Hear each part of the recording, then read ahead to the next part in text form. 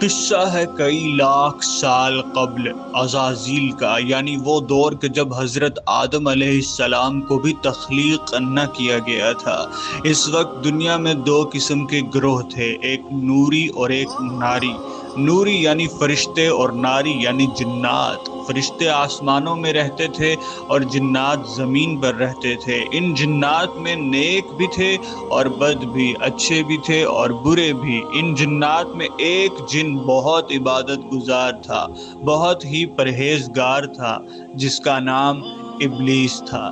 بہت ہی پرہیزگار تھا۔ اپنی پیدائش کے بعد اس نے 1000 سال تک اللہ کو سجدہ کیا۔ اس کے بعد اس نے زمین کے ہر حصے پر کئی ہزار برس تک عبادت کی، اور اس طرح کی کہ زمین کا کوئی حصہ ایسا نہ تھا کہ جہاں اس نے سجدہ نہ کیا ہو۔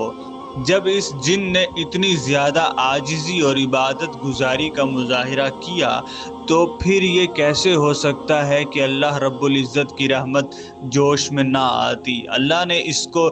اللہ نے اس جن کو اس کی عبادت گزاری اور پرہیزگاری کے صلے میں زمین سے اٹھا کر آسمان دنیا یعنی پہلا آسمان پر بلا لیا۔ یہاں بھی عزازیل نے 1000 سال تک عبادت کی اور سجدہ کیا۔ یہاں اس کو خاشع کا لقب دیا گیا۔ اللہ نے اس کی عبادت کے صلے میں اس کے درجات مزید بلند کیے اور اس کو دوسرے آسمان پر بلایا گیا۔ یہاں بھی اس نے 1000 سال تک عبادت کی اور یہاں اس کو عابد کا لقب دیا گیا، اور اس کو یہاں سے تیسرے آسمان پر بلایا گیا۔ تیسرے آسمان پر بھی اس نے 1000 سال تک عبادت کی اور یہاں سے اس کو صالح کا لقب عطا کیا گیا، اور اس کے درجات کو مزید بلند کیا گیا، اور اس کو 5ویں آسمان پر بلا لیا گیا۔ اس نے حسب سابق 1000 سال تک عبادت کی اور اس کو اس کی عبادت اور پرہیزگاری کے صلے میں تقی کا لقب دیا گیا۔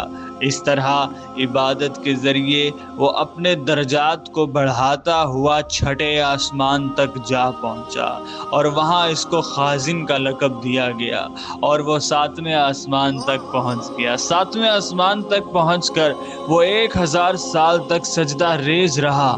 یہاں اس کو عزازیل کا لقب دیا گیا اور یہاں سے اس کو عرش معلیٰ تک بلایا گیا۔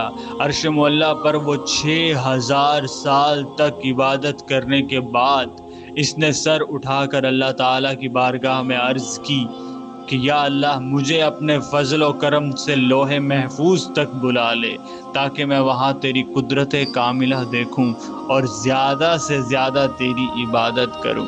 آنے والی ویڈیو میں اس کا قصہ نمبر 2 پیش کیا جائے گا۔ اس ویڈیو کو زیادہ سے زیادہ لائک کریں اور سبسکرائب کرنا مت بھولیے چینل کو، اور اپنے دوستوں کے ساتھ ضرور شیئر کیجیے گا۔ Thank you so much.